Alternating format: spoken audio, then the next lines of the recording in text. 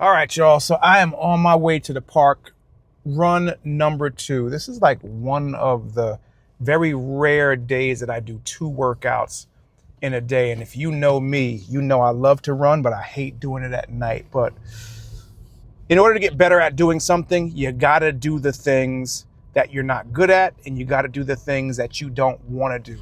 You got to find out where you're weak, and you got to work on those weaknesses. So I am going to force myself to run tonight, even though I don't want to. A, because I said I was gonna, and B, because it's what I need. So that's what we're gonna go do. But today's video is not about that. So one of my clients over this past weekend had some drama happen in her life, and it's got her down. And so she had an emotional eating weekend where she ate nothing but crap all weekend. So we were unpacking the weekend and the emotions and talking about things now looking back that she should have done instead of drowning her emotions within bad food. Because as we know, you're only going to get temporary satisfaction from doing things like eating foods that you know you shouldn't be eating foods that you know go against what you're trying to accomplish.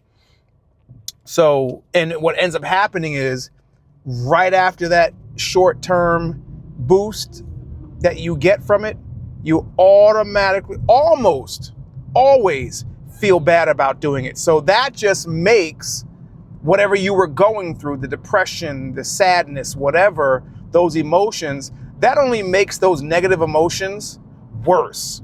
It makes you physically feel like crap, and now you emotionally feel like crap. So we said, well, next time, what could you do instead of eating your emotions?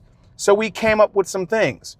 And she mentioned, keeping myself occupied. She said the first thing she could have done was she could have talked to the people that,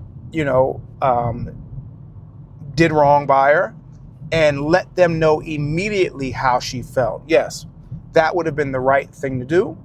And she admitted that she would have felt better afterwards.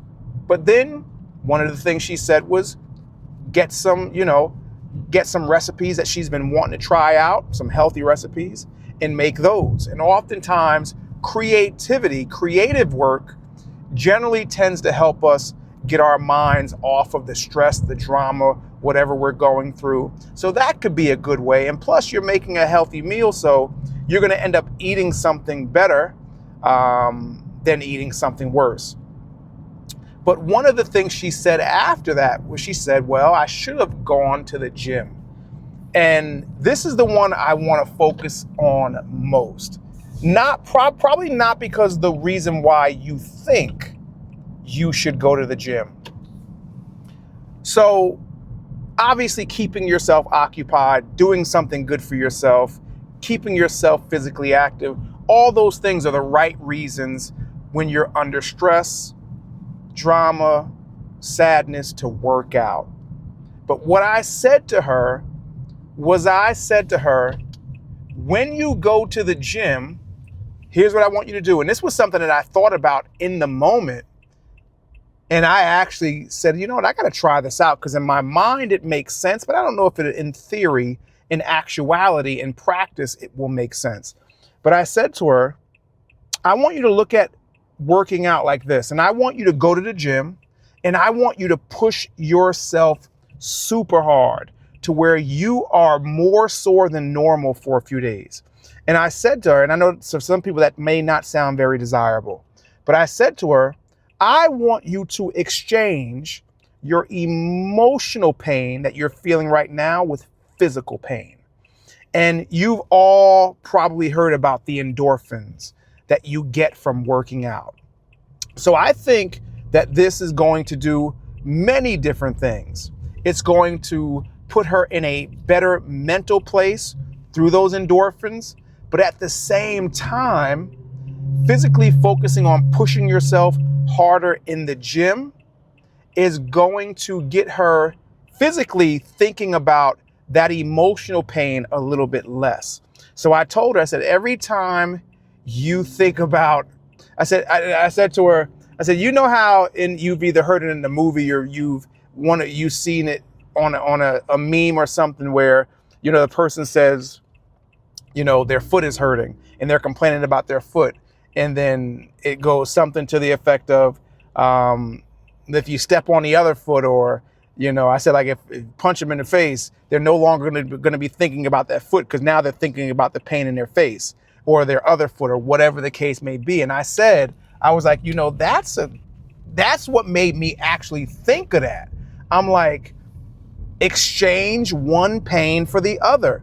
It may be very momentary and it may just be right now, but at least for that moment. And what I find is that whenever I'm stressed, whenever I'm going through something, if I just go work out, like go run or go do something, it actually allows me, through the endorphins, and it allows me to clear my mind so I can think about whatever I'm going through much better. So that's one of the things that I like using working out for. But when I thought about that, I was like, exchange your emotional pain that you're going through right now with physical pain. And I want you to push yourself so hard in the gym that I want you to be sore for the next few days. I want you to be so preoccupied with the soreness that you feel through your workout that you're not even thinking about that emotional pain. And here's the thing, like, oftentimes we don't look at the pain from working out as a positive pain. So you can also look at it as you are exchanging a negative pain, the negative emotional pain that you're going through, with a positive pain, the pain from working out. So that's what I told my client. It was something that I had never, ever used those words before like that. In the 35 years that I've been a coach and a trainer, I never thought about it like that. So let me know down below what you think about this. And I told my client, I said, you're going to be the guinea pig. She's going to the gym tonight and she's going to give it a try and she's going to let me know. So she will be the guinea pig for this theory, but in my mind, it makes sense. So let me know if you think it makes sense down below in the comments. And if you'll try this next time you're going through some emotional pain, let me know down below in the comments. And if you need any help on your journey, click the first link below in the description, fill out the form, and you and I will figure out what we need to do